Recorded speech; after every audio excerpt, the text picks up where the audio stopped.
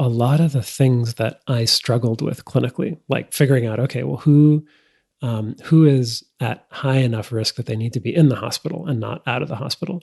That turns out to be a great machine learning problem because machine learning is really good at predicting a thing. So predicting who's going to have a bad outcome on the basis of everything we see about someone now. Great machine learning problem. Diagnosis is a great machine learning problem. So what is diagnosis? But saying, okay, I observe a physical exam, an electrocardiogram, some lab results, the way the patient's, and now I need to estimate the probability of acute coronary syndrome, pulmonary embolus, aortic dissection, et cetera, et cetera. So a lot of the core tasks that doctors are doing in the emergency department, but everywhere, is the set of things that machine learning is really, really good at doing. Not otherwise specified has always been one of my favorite phrases in medicine.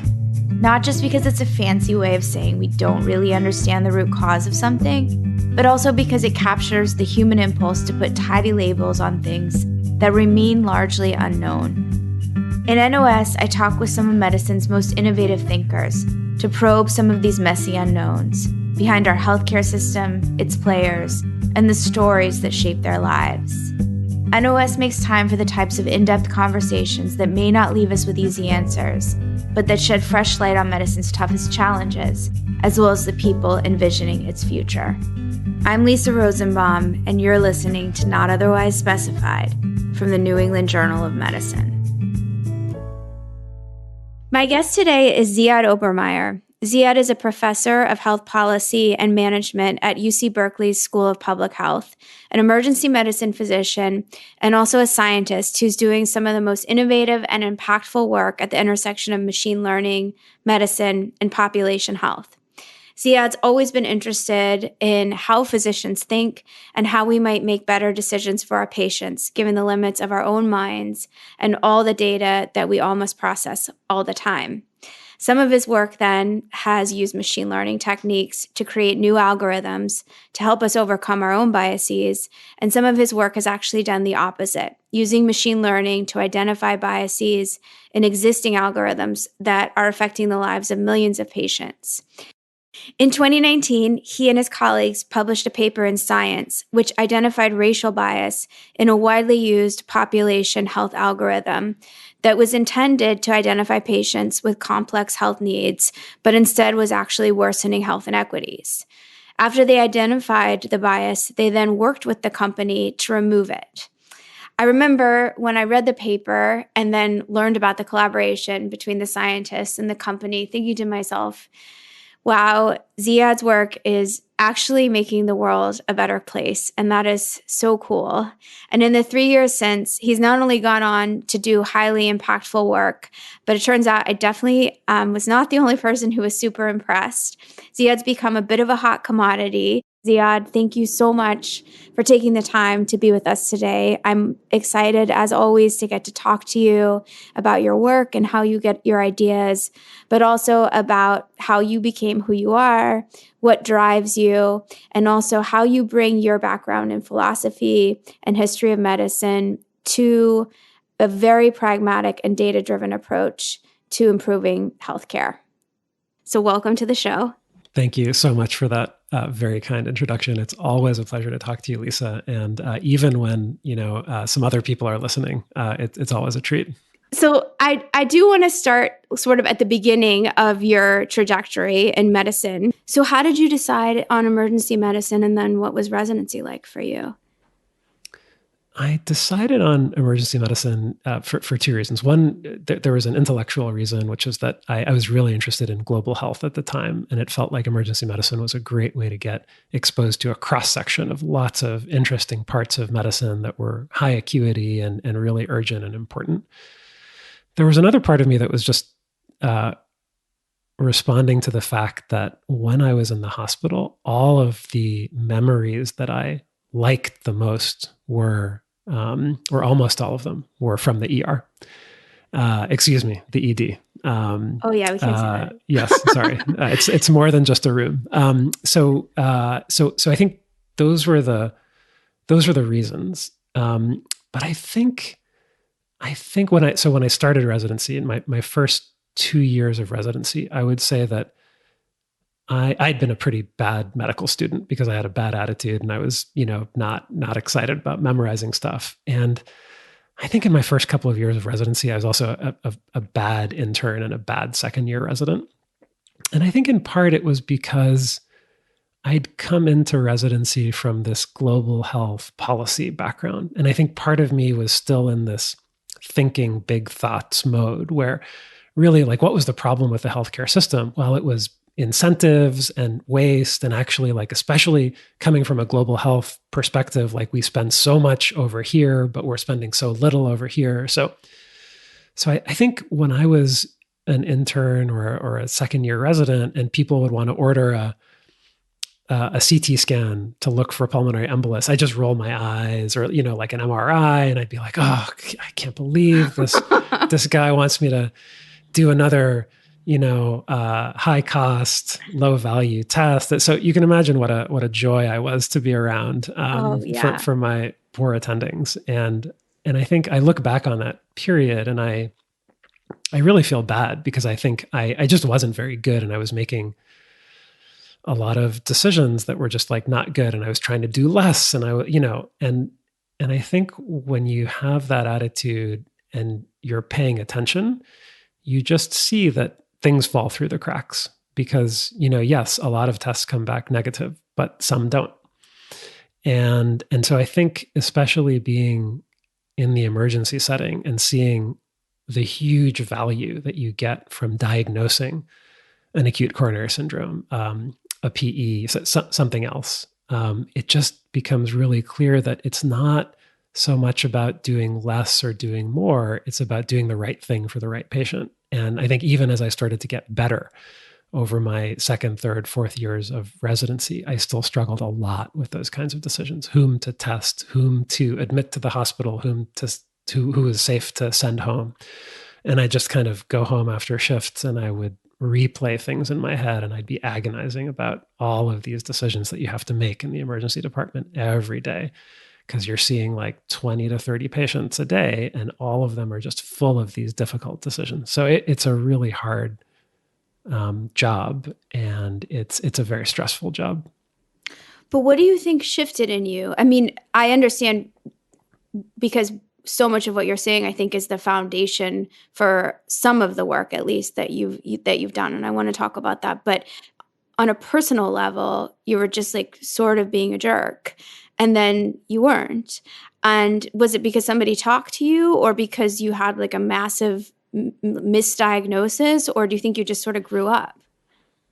Yeah, I think growing up is growing up is the perfect description of it. I think part of it is related to the structure of residency, where even bad residents get promoted from PGY2 to PGY3. And so I just, they were stuck with me in residency, and there's a limited supply of warm bodies around to do the PGY3 job. And so I think it was like many things in life, there's like an equilibrium where you're doing a bad job, you're not trusted with responsibility, you're kind of like just not great. And then there's an equilibrium where you're learning a lot, you're trusted to do more things. And so transitioning from one to the other, I think, is always multifactorial. It's like transitioning from sickness to health or health to sickness. There are just lots of little things that add up. But I was so lucky to have great teachers around me that were constantly just pointing out these little things that were important. Like, oh, did you notice that this patient had a rash? I'm like, no, I didn't, because I didn't actually like examine their feet. and I think that if you're paying attention, you just start noticing all these things that really matter. And that, and at some point it confronts you, like, this is a really important job, and it's really important to do it well. And I think that was probably the realization that for me was the most important, is like actually taking pride in the work and seeing that if you did this job well, you had this huge impact on people's lives that was incredibly positive. And if you did it poorly, and if you were mailing it in, it was just like, why are you even there? So I think growing up is a great description. And I think it was realizing that medicine is a great and really important job and is worth doing well. Let's talk a little bit more about sort of then how you evolved intellectually as far as thinking about the value of testing. So I think, was it during your residency or soon after, you got a huge young, like early career investigator award, right? Yeah, that's right. So the NIH has a small percent of its portfolio dedicated to what they call high risk, high reward research.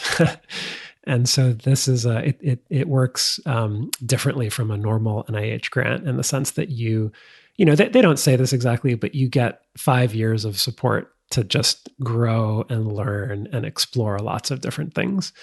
And I think in many ways they're explicitly betting on you as a person rather than you as like a lump of research that you're producing, and they're paying you a certain amount of money.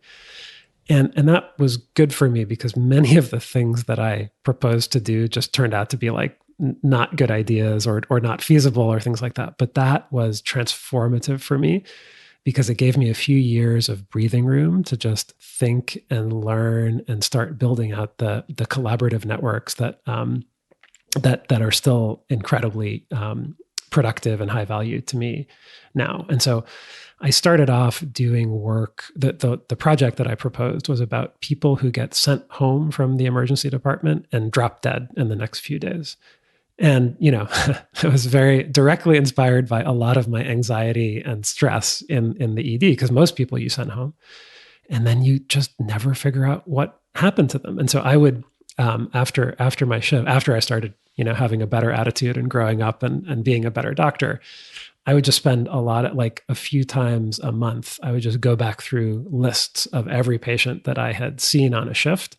And I just open up their chart and see what happened to them.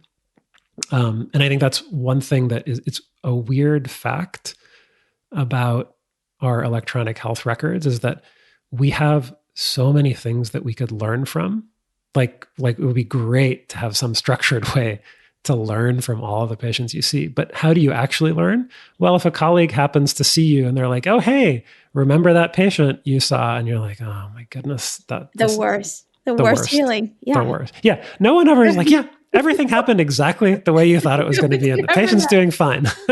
No, when someone says, "Hey, remember," it's terrifying. Yeah, it's terrifying. But so that we learn in this incredibly ad hoc way, or in this painful way where you have to like type in every MRN and then look at the. So the project that I was doing was basically taking advantage of a linkage between the electronic health record and Social Security data that told you whether or not someone had died, and specifically whether or not someone had died outside of the hospital. And when I first started doing this project, I'd look at the charts of patients who had died, not at the hospital that I was working in, but somewhere else, at another hospital or out of the hospital. And there'd just be these notes from the clinic manager, like patient did not keep appointment, and they had no idea. And I think it speaks to this, how the fragmentation of our health record really inhibits both good clinical care, because you can't see what tests the patient had, but also inhibits learning because you don't see what happened in a lot of cases. And in fact, some of the most important cases. So what we found was that this happened, I think, more often than I would have thought. So when we looked at Medicare data, and you look at generally healthy people that are just, ambulatory, who come to the emergency department and get a diagnosis that doesn't look like a bad diagnosis. We just found that people died after being sent home from the ED more often than we would have thought. And I think that honestly raised a lot more questions for me than it answered, in the sense that, what you'd really want to know is like, well, what did they have? What could I have done differently? And I think that's why a lot of the things that I produced in that phase of my research were interesting, and they prompted a lot of future projects, but weren't ultimately that satisfying on their own. And so if I were putting myself in the shoes of the people at NIH that handed me this check, I don't know, I've been like, well, this guy didn't produce that much of value, but it produced a lot of learning, which is, I'm sure they're very happy about that, that I learned a lot.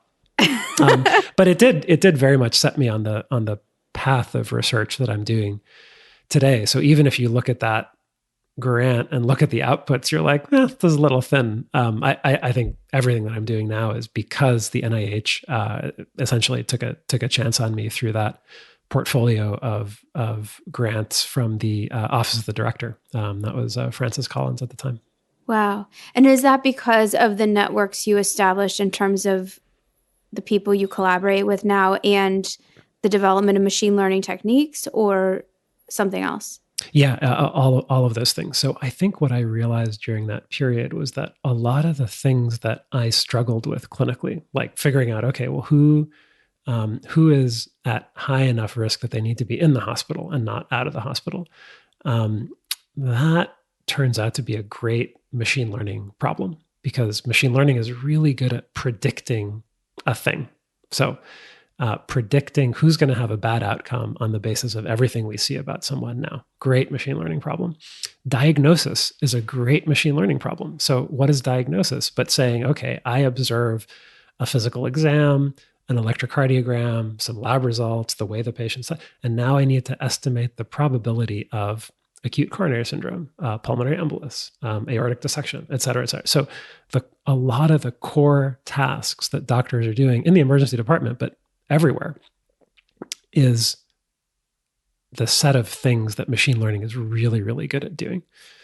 And so it took me a while to start thinking about these problems that way, but that was the period where I was starting to think about these things and think about the really productive ways in which you could use machine learning to help doctors and others in the healthcare system make better decisions. So then I know you published, because it's one of my favorite studies in Science, I think around 2018, about end-of-life care and costs and our predictive abilities in terms of who will live and who will die. Can you talk a little bit about the narrative around end-of-life care at the time, how you got the idea to do the study, and what you found, and then also whether you think it impacted the narrative about the fact that we were wasting so much money at the end of life? So I'd been really interested in end-of-life care because it's a really crazy thing about our job in medicine is you watch a lot of people die. It's a crazy thing. It's not an experience that most people thankfully have, but you spend a lot of time with death. And I think especially in the emergency department, you spend a lot of time with people who have these chronic conditions. They've got end-stage cancer, and yet they come in and everyone is just completely unprepared for it. And no one's talked about it. And it's really hard to have those conversations. And so I think there's a movement to try to find ways to have those conversations earlier and better. And I think that movement is still absolutely right. And I think that, the goal of better and more satisfying and better planned end-of-life care just is 110% correct. I think there's a narrative that's in parallel to that one, which is saying that, like, in addition to that being a great thing to do, clinically, humanistically, whatever, that could also save us a ton of money, because if you just add up all of the healthcare that is delivered in the last year of life. So you look at people who die, and then you just turn the clock back a year. It's an enormous fraction of our medical expenditures, even though only a very small fraction of people die. So I think, the reason to do this is not just a humanistic endeavor related to, a good death, et cetera. It's also, because this is a huge source of expenditures and potentially waste. And so, naturally, because this is something that's like, if only I'd known a few months ago that death was imminent, that also seems like a great machine learning problem. And so I was very optimistic about the role of machine learning to both facilitate these conversations early, but also to save us, a lot of money on futile healthcare. And so working with some co-authors, we published the study that you mentioned, where we just tried to predict who was going to die. This is like in Medicare data. It's like most of the deaths are covered by Medicare. And we tried to predict who was going to die with machine learning. and then figure out, okay, well, if we knew at a certain point how many dollars were downstream of when we knew above a certain threshold that someone was going to die. And one of the really surprising things that completely changed my mind about, how I was thinking about end of life care and the savings associated with it was that it turns out to just be really hard to predict well enough to save the kinds of money that people were hoping for by turning down the knob on end of life care. And that's because not only do you need to know who's going to die, you also need to know when they're going to die. And it turns out that even if you had a near perfect algorithm on any reasonable metric, like algorithms approaching the things that large tech companies have in practice for other kinds of outcomes, you'll just never get to the point where the threshold of predictability is crossed, and there's a substantial amount of dollars on the other end of that. So it really changed my mind about the potential of better end of life care to save a lot of money. It didn't change my mind about whether that was worth doing, because it's absolutely worth doing for reasons completely unrelated to money. Right. There's a moral case and a financial case, and those get conflated, I think. I totally agree. I just want to back up, because every time I read one of your studies, I understand what you find, but I don't understand this idea of how you train an algorithm to be better than we are. What does that actually mean? So for instance, if a patient comes in, if I see a patient in the emergency room, for instance, who's had, 7 admissions in the last year for heart failure and is extremely frail and also lives alone and is 85, et cetera, obviously I have a sense that that patient's probably not going to do well. But what you're finding in your data is that there's an algorithm that's going to know something that I can't see or that I can't glean from the chart. And what I just never can quite wrap my head around is, how can you overcome what's wrong with my mind if something like my mind has to teach the algorithm? So it's a great question. And I think that the way a lot of machine learning works in medicine and other places is to say, okay, I'm going to take this complex piece of data. So, in medicine, let's say it's every part of the electronic health record before that patient walks into the emergency department. And then I'm going to predict something. And what that something is turns out to be really, really important, because you could predict, in this case, one of two things. One is, does Lisa think this person is going to die in the next month or 6 months or something like that? So you can get algorithms to predict human judgment. And so in that case, algorithms learn from humans, which can be very useful in some settings. Or you can train algorithms to learn from patients and from nature and from what actually happens. And I think that that's the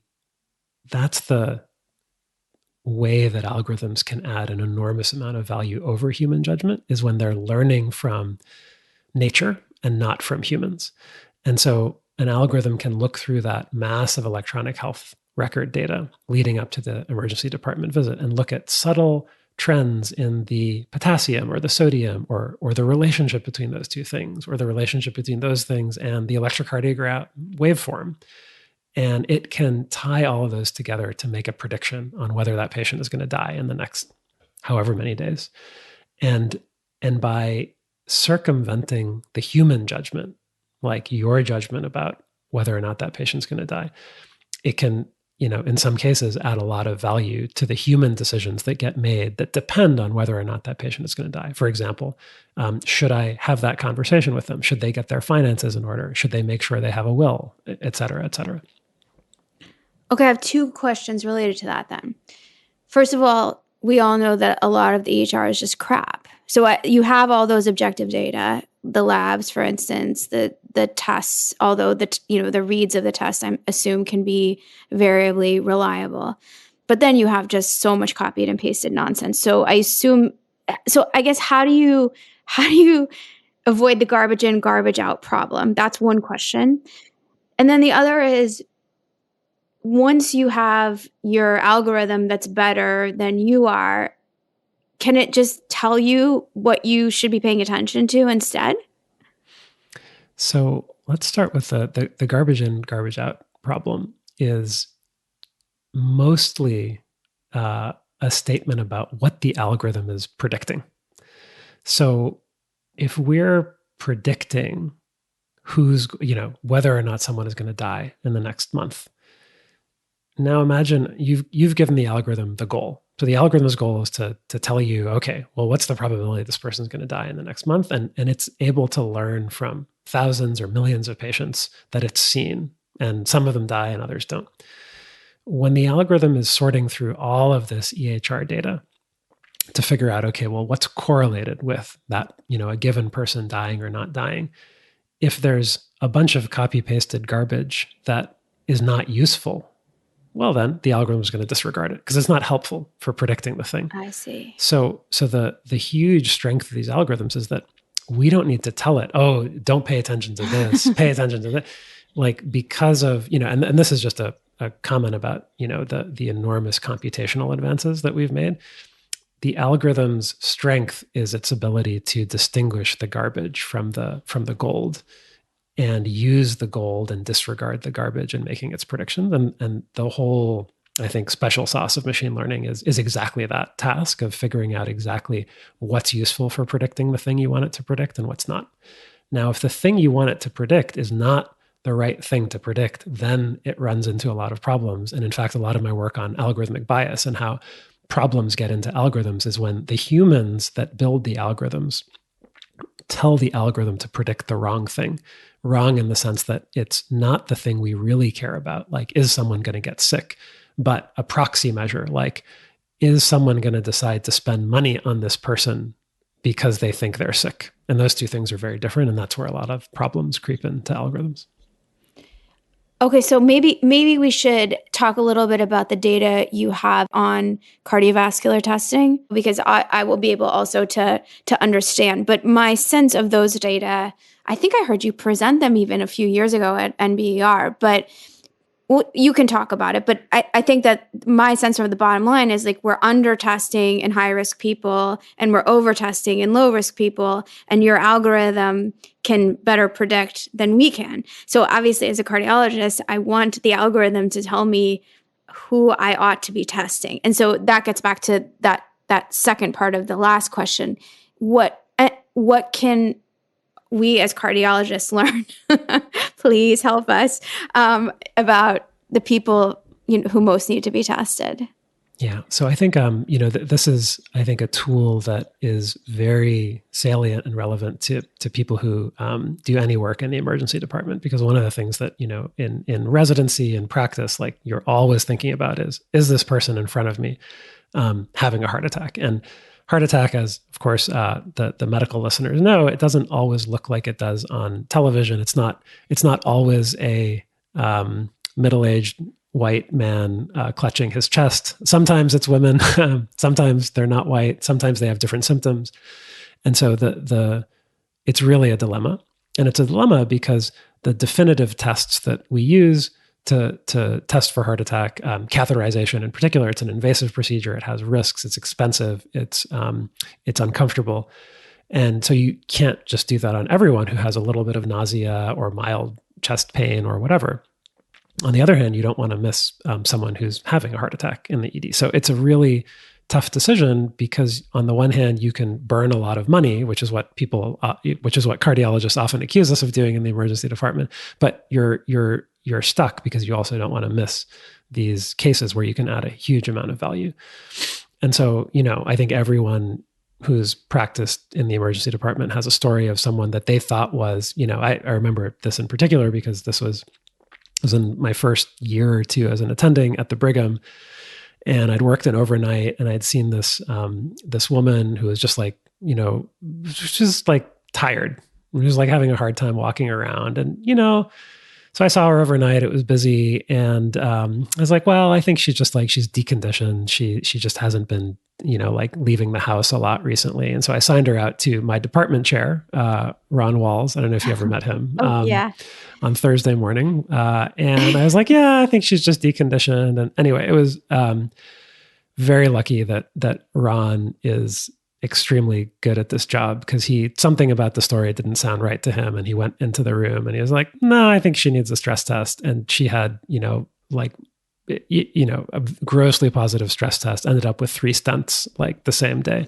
Yikes. So it's just, and at the same time, I've ordered a lot of stress tests and sent people for catheterization that came back negative. So everyone has these 2 experiences of ordering a lot of tests that are negative and also missing or coming close to missing things that would have been catastrophic that you should have tested.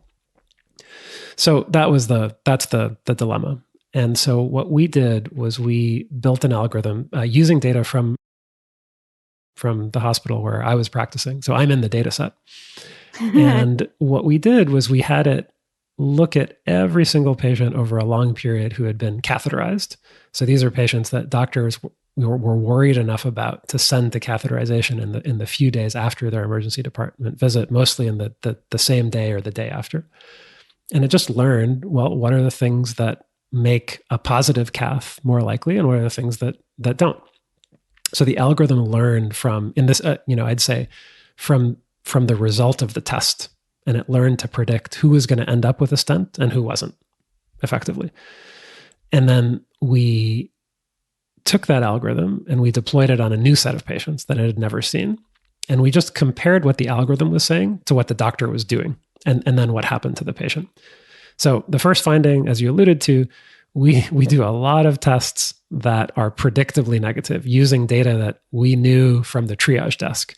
And so when we look at all of the patients that doctors decided to test with these invasive high-cost tests, about 2/3 the algorithm says, yeah, don't do this test. You're never going to find anything. And those tests largely come out to be not just like low value, but just like extraordinarily low value. And we knew that, or the algorithm knew that from the beginning, from the triage desk. So, first finding, not that surprising. Doctors do a lot of tests on low-risk patients that they shouldn't do. Those tests come out to be negative. Not a big surprise to anyone who's read the literature or who's practiced, in the ED or in the cath lab. I think the second finding was certainly much more surprising to me, which is that now we can get the algorithm to, also look at the high-risk people. And about half of the very, very high-risk people, doctors don't test. And that's interesting because it also suggests that at the same time that there's over-testing, there also could be under-testing of very high-risk people. And I'll just note parenthetically that, you can come up with a great story for why incentives push doctors to over-test low-risk patients, whether it's malpractice or, financial to the hospital, to the doctor. It's very hard to come up with an incentive story for why doctors are failing to test high-risk patients. So when we look at those high-risk patients that doctors don't test and also don't diagnose with anything related to heart attack, and in a lot of cases don't even do an electrocardiogram or a troponin on the most basic screening tests that anyone that you suspect of heart attack would have, those people go on to have adverse events in the month after their emergency department visit at extraordinarily high rates. So suggesting that they're genuinely high risk, that the algorithm is seeing something that the doctors are missing. And then the last piece of evidence is that when we look at, so there's a little experiment that happens when anyone walks into the ED, and that experiment is, which providers do you see? And some providers, it turns out, like to test more than others. And I think we all know this from, just being in the hospital. Some people will test more, other people test less. It turns out when those high-risk patients walk into the ED on a shift staffed by people who test more, they do a lot better than if they walk into the same ED on the same day, like a Monday afternoon, and they see a team of providers who tests less. And so there's a fairly large mortality difference for those high-risk patients, and only those high-risk patients, depending on who they see in the ED and how much they get tested. And so that was the last piece of evidence that really convinced me that there was a real story here around under-testing of high-risk patients. So we're taking the results of the study, and we're working with a large healthcare system called Providence on the West Coast. They have I'm from Oregon. Yeah. So you know them. Yeah. Yes. They are, just parenthetically, it is a fantastic hospital system. It's really, when I think about hospitals that are on the frontier of adopting data science and technology in a safe and responsible way, they are an amazing system. So it's really an honor to work with them. And what we're doing is we're rebuilding that algorithm inside of their system, and we're going to deploy it as a randomized trial in some of their emergency departments and not others. And we're just going to see if the results that we got on paper hold up in practice in this rigorous evaluation. Wow. That is like real march of science work, right? You created the algorithm, you then validated it, right? Is that correct? Yeah. And now you're doing an RCT with it. Yeah. And I think it's something that I've come to realize is that we get very good at publishing papers, and publishing papers is important because there's a process, and peer review as it has its flaws for sure, but peer review is it's an important part of the process, but it's not the end of the process. And I think I used to have a model where it's like, well, my job is done when I publish the paper, and now it's up to someone else to turn that paper into a real thing. And I as I've, I think, grown up as a researcher, I think I realized that there's no one better to do the applied follow-up stuff from the paper than the people who wrote the paper. And so that's how I'm thinking about it now. And it's a very satisfying way to think about research, just doing it from end to end. Oh, that must be so fulfilling. So my mind is going in two directions. One is I want to try to better understand, as a cardiologist who sees patients, how you get past, physicians hate decision aids, for instance. So like, how do you get past like the physician ego, essentially, of like, here's this algorithm that's better than you possibly. So I want to talk about that. But then I want to come back, so we don't forget, to this whole idea of the incentives around research, because you've now touched on a couple of times this idea that, somebody believed in you, or a group of people believed in you, gave you time to not necessarily publish a ton of stuff, but to learn to think. And then now you're able to sort of winnow your focus, to see something through that really is having tremendous impact. I mean, we haven't even talked about two of your biggest studies that have, really addressed structural racism in our system in two different ways. So hopefully we can get to that. But how do you sort of earn the goodwill of the doctors by introducing an algorithm? And then I would love to hear your thoughts about incentive systems around research production. All great questions. On the doctor interaction front, I think there's a conventional wisdom that, doctors don't want help.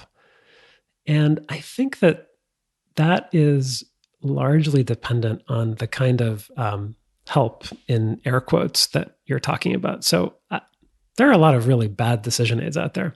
That there are ones that, you've already made your decision to do some kind of radiological study.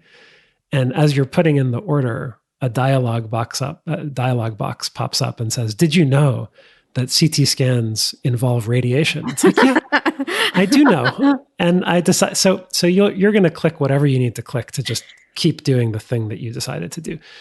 And I think that there's actually evidence that when these kinds of decision aids provide valuable information, doctors really like it. Like there was a study, I think at Children's, that took pharmacogenomic data and presented that to doctors and saying, "Oh, you were going to write this dose, but this patient has this mutation that should make you write this dose of the medication instead."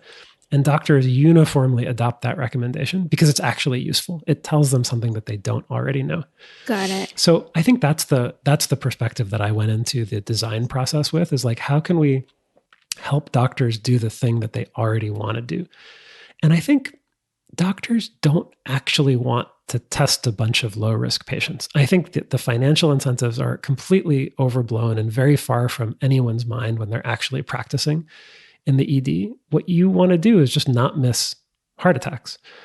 And so if you can help the doctors process this enormous amount of information overload that's in the chart and say, well, I'm going to surface the things that the algorithm is using to make its prediction. For example, this person had 2 negative catheterizations in the past 3 years. So we can surface that information and we can help the doctor document. So we can create dot phrases in the electronic health record that pull in that information. And that's, so the doctor can just have a dot phrase that says, yes, I understand this patient is blank years old and, has a chief complaint of blank, but they also have these 5 low risk factors. So on balance, I don't think this is an acute coronary syndrome and I will not keep them for testing. So adding value in that way is also, I think that's the way to think about it. And likewise for high risk patients, doctors don't want to miss high risk patients. They don't want to have a patient that they forgot to do an ECG on or a troponin on. And so helping doctors realize that it's busy, but think about doing this test on this patient. If you don't want to, that's fine too. And we have to respect doctors' autonomy because the doctor, as we show in the paper, the doctor often knows a lot more than the algorithm. And so you'd never want a situation where you take away the physician's autonomy because the physician knows a ton of things that the algorithm doesn't about how the patient looks, how they answer questions, what the results of testing in the ED are. So I think coming into this with respect for what the physician knows and with a mentality of being helpful rather than being annoying has already gotten us a long way as we talk to doctors in the system and try to get this thing implemented. It's another thing that I've just loved so much about your work because the assumptions about physician intentions are so negative. I mean, the narrative around, financial bias being sort of the driving force of all of our behavior has been pervasive for so long. And I understand, obviously, partly because financial incentives do shape behavior and also because we can measure them. So it's just the lowest hanging fruit in terms of studying anything. But your work is some of the only that I've come across, and especially with that study you did about end of life spending that said, oh, hey, actually, maybe we are spending a lot on these patients because we think they might live, and they do indeed live. And that was so refreshing. And I hope that, in addition to everything else you're doing, you continue to use your machine learning techniques to get inside our minds and reveal what's actually going on, because I just think that's so cool. Yeah, thanks for I totally agree with you. And I think that there's this, in part, I think both the problem and the solution are coming from the field of economics. I think one of the problems is that for a long time, because incentives, as you said, are the thing we can measure and the thing we understand, we look at everything through the lens of incentives. And so there's this view of doctors as these evil, profit-seeking geniuses that are just they know exactly who's at what risk, and they're testing the high-risk patients, but then they're also dipping down into the medium-risk patients because, that's the financially optimal thing to do. And it's so crazy when you actually are the one making these decisions. And, not to say that financial incentives don't matter, they matter. But as a fraction, as the explanatory power for the decisions that doctors actually make, these things are, very, very small. They're visible and they're there. But the dominant thing is that medicine is just really hard and you make a lot of mistakes. And I think that, there's actually, I think to the credit of economists, there's a bunch of recent work that is showing exactly that. Janet Curry at Princeton has these beautiful studies on kind of simultaneous over and underuse.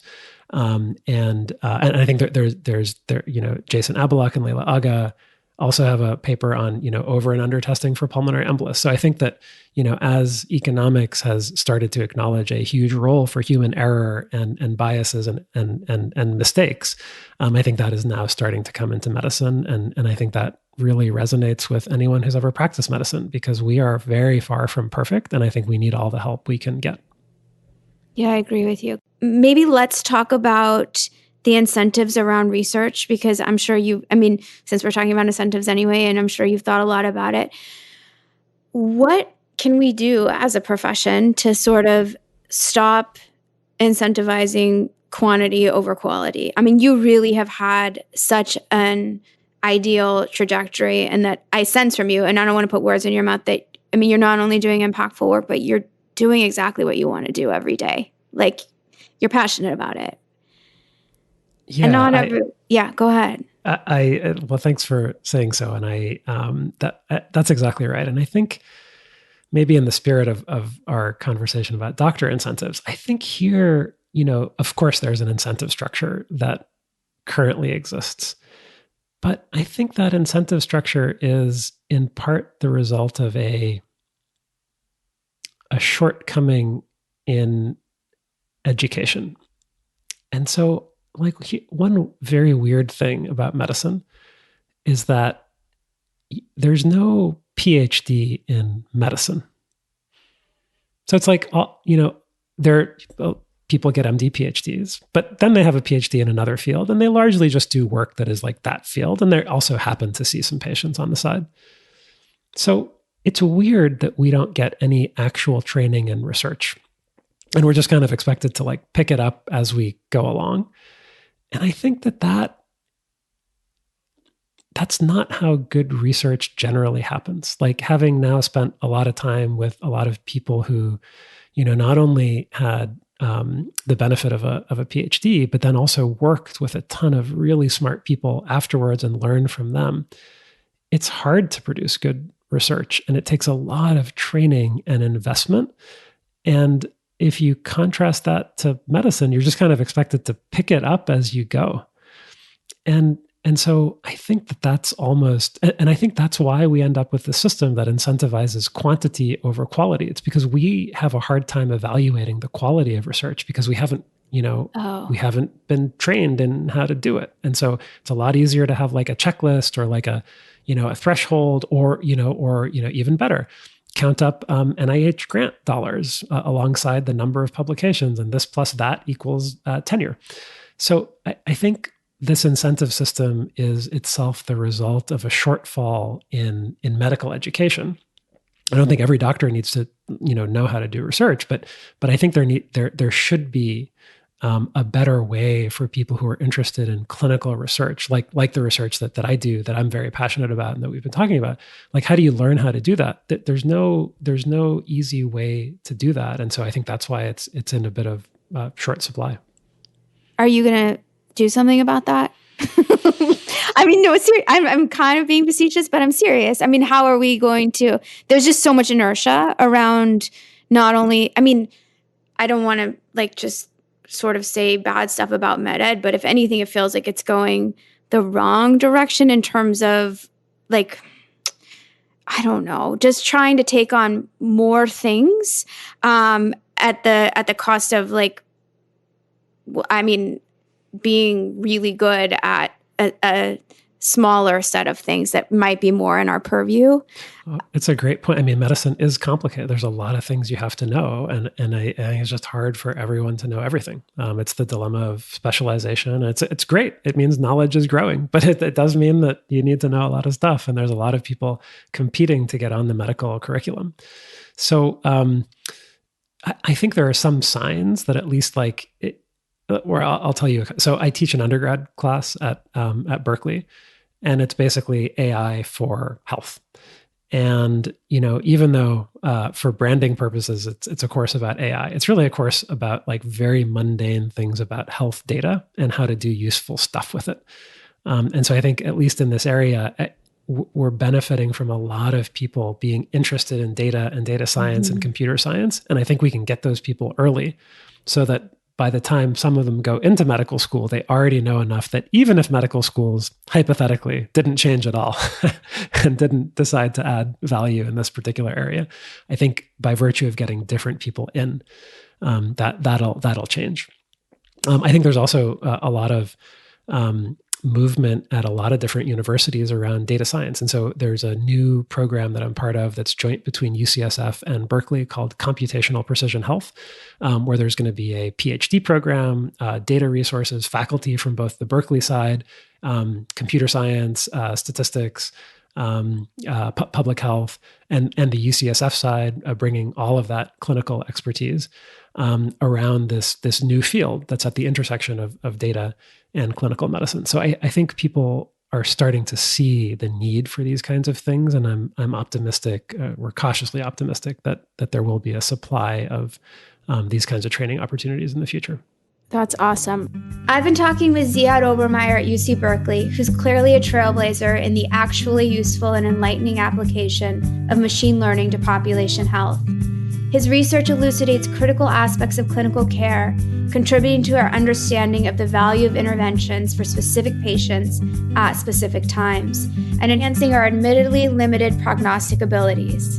It's heartening to hear that he's also working to train a new generation of researchers to seek answers to such crucial questions in medicine and healthcare. Thank you for coming on today and telling us about your amazing work and your outlook and your vision. Thanks, Lisa. Wonderful to talk to you as always.